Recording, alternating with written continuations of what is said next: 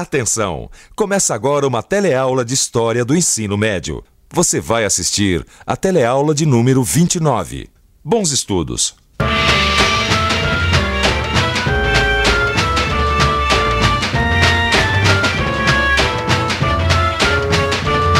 Na teleaula passada, a gente viu que o século XVIII ficou conhecido como século das luzes.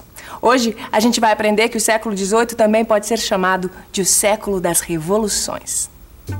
Na teleaula de hoje, a gente vai estudar as revoluções que aconteceram na Europa e na América no fim do século XVIII. Vamos ver que essas revoluções têm a ver com o fim do poder absoluto do rei, que era a marca do antigo regime. Hoje, a gente também vai entender por que a Revolução Francesa foi um dos acontecimentos mais importantes da história do ponto de vista da cidadania.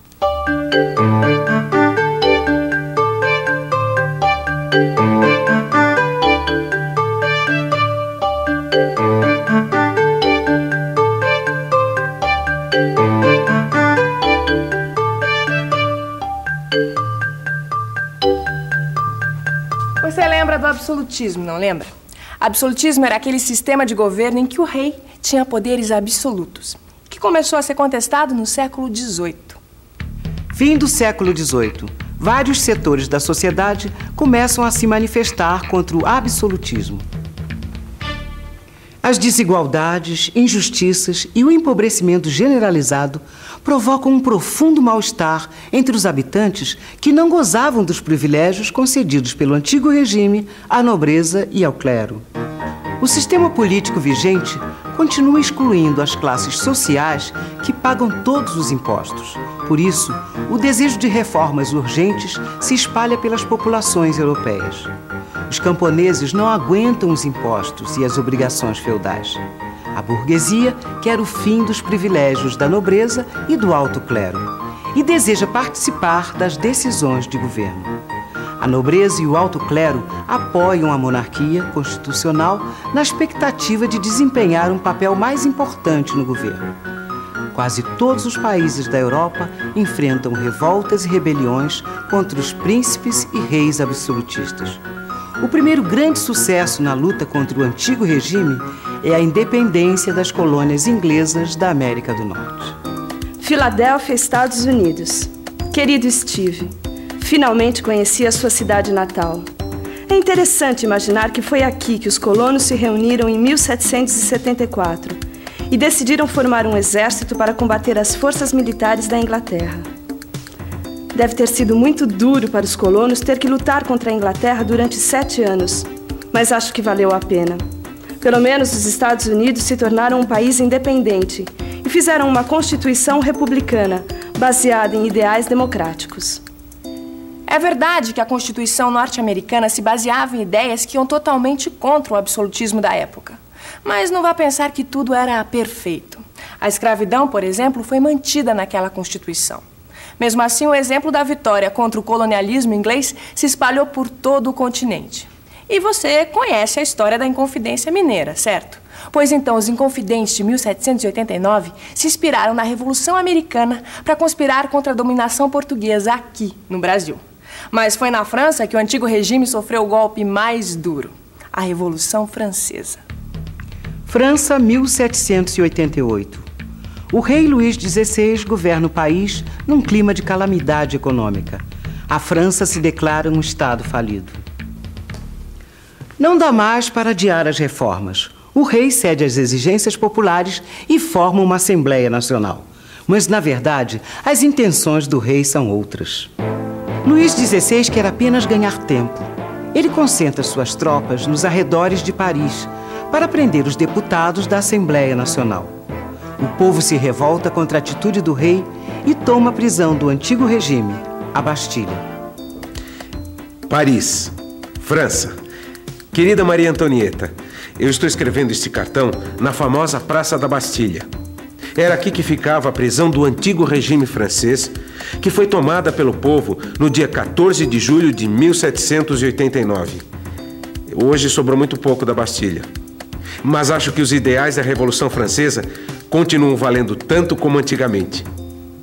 Quando você ouve a frase independência ou morte, o que isso te lembra? Eu me lembro de um fato histórico que libertou o Brasil do domínio de Portugal. Do Dom Pedro I. Não foi ele que fez isso lá quando ele libertou o Brasil do Portugal?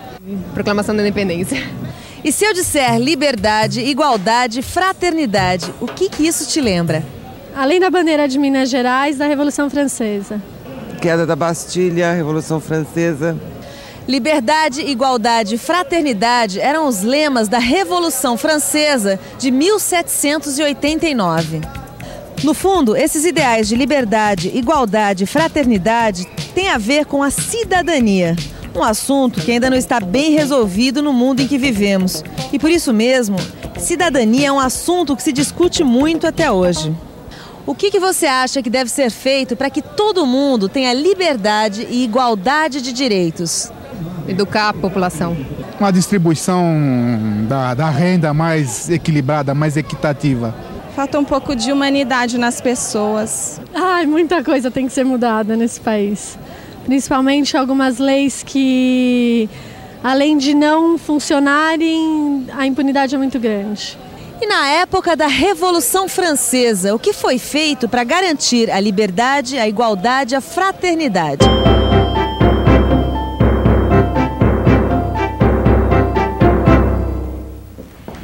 Viva a Revolução! Viva a Revolução! Viva a Revolução! Você já está sabendo das novidades? Que novidades? A Assembleia decretou o fim da servidão, dos privilégios, dos dízimos da igreja, dos tribunais excepcionais e dos títulos de nobreza. E instituiu a igualdade no pagamento dos impostos.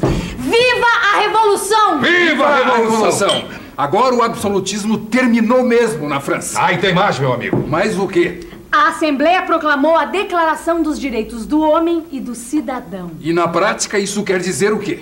Isso quer dizer que acabou a tortura e acabaram as perseguições religiosas. Finalmente as ideias de liberdade, igualdade e fraternidade vingaram na França. Viva a Revolução! Viva a Revolução! A Revolução Francesa foi ainda mais longe. Ela mexeu com a estrutura do exército, do poder judiciário e até mesmo com a estrutura da igreja. Além disso, modificou o calendário. Em outras teleaulas, você vai ouvir falar no brumário ou no termidor. São nomes de meses que, por um breve período, marcaram as datas na França. Mas, por incrível que pareça, o rei continuou no poder. O rei Luís XVI tinha tentado escapar com sua família para a Áustria, como muitos nobres já tinham feito. Mas ele foi reconhecido e acabou sendo preso. O rei foi acusado de traição. Só que, graças a manobras políticas, houve uma conciliação. Uma nova Constituição foi promulgada, transformando a França numa monarquia constitucional. França, 1791. O poder executivo continua nas mãos do rei. Ele pode aprovar ou vetar as leis elaboradas pela Assembleia Legislativa. E os chamados clubes políticos se mobilizam para eleger os deputados da Assembleia Legislativa. O Jornal de Marat, um dos mais importantes líderes revolucionários, incita o povo a eliminar os traidores dentro da França. O povo toma as prisões e mata membros da nobreza e do clero. Enquanto isso, exércitos franceses tomam a Bélgica, a Holanda e o norte da Itália. Esses países se proclamam repúblicas aliadas e adotam os princípios revolucionários da igualdade e da liberdade. É nesse momento que as cabeças começam a rolar. Os deputados jacobinos assumem o controle da situação, liderados por Robespierre. O nome jacobinos vem do convento onde esses revolucionários costumavam se reunir. Os jacobinos sentavam-se à esquerda e os girondinos à direita na Assembleia Popular. Por isso, até hoje, nós usamos a palavra esquerda para descrever posições políticas revolucionárias e a palavra direita para posições políticas conservadoras. Os jacobinos propuseram o fim da monarquia. Eles queriam que a França fosse uma república. E o caminho que eles escolheram para isso foi cortar a cabeça dos inimigos, na guilhotina. Inclusive a do rei Luís XVI. Ah, ela aí. Sabe que a guilhotina me lembra uma música do Noel Rosa? Música do Noel Rosa? A letra é assim, olha. A verdade, meu amor, mora num poço. É Pilatos lá na Bíblia quem nos diz. E também faleceu por ter pescoço um infeliz autor da Guilhotina de Paris. Mas sabe que essa música é verdadeira, né? Por quê? Porque o cara que inventou a guilhotina, que aliás era um médico chamado Guilhotin, acabou perdendo a cabeça no próprio invento. Pô, que interessante isso. Mas muita gente foi guilhotinada nessa época, né, Vicente? Mas sabe o que eu não entendo? O que estava acontecendo naquela época para tanta gente morrer na guilhotina? Não... Pois é. França, janeiro de 1793. O rei Luís XVI é decapitado. No interior do país, os monarquistas se rebelam, iniciando a Guerra Civil. Com a morte do rei, a situação piora. A Áustria lidera uma coalizão europeia contra a França. Em pouco tempo, os girondinos acusados de não defenderem a fundo os interesses da Revolução também são considerados inimigos do povo e enviados para a guilhotina. Os jacobinos tomam poder e instituem o Comitê de Salvação Pública. O comitê, presidido por Robespierre, implanta o terror jacobino, persegue nobres, girondinos e todos aqueles que contrariam suas decisões.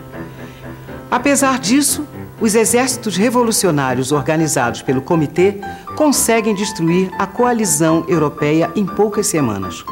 Com o fim da ameaça externa, o terror jacobino já não se justifica mais. Em julho de 1794, um golpe acaba com o Comitê da Salvação Pública. Robespierre e seus companheiros são guilhotinados. É o fim do terror jacobino. Robespierre perdeu a cabeça. E um ano depois, a França ganhou uma nova Constituição. Grandes reformas foram feitas e os princípios revolucionários de liberdade e igualdade foram difundidos em toda a Europa. Mas na França as coisas não iam tão bem. O governo não conseguia manter a ordem interna, nem controlar as disputas entre os vários partidos políticos. Foi aí que um jovem e vitorioso general encabeçou um golpe de Estado e iniciou uma nova fase do processo revolucionário francês. Esse general era Napoleão Bonaparte, um nome que você com certeza já ouviu muitas vezes. Nós vamos ver o que aconteceu na França e na Europa depois que Napoleão assumiu o poder em uma outra teleaula. Por enquanto, a gente fica com a revisão. E atenção, se liga aí que é hora da revisão. Na teleaula de hoje, você viu que o século XVIII foi uma época de revoluções. Revoluções que acabaram com o absolutismo e o antigo regime. Nas colônias inglesas da América, a luta dos colonos contra a dominação britânica teve como resultado a independência e a formação dos Estados Unidos. Na Europa, a Revolução Francesa mudou o curso da história.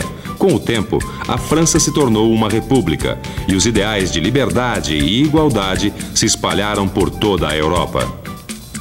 Agora você já tem toda a liberdade de abrir o seu livro de história e estudar tudo que a gente viu hoje. Até a próxima!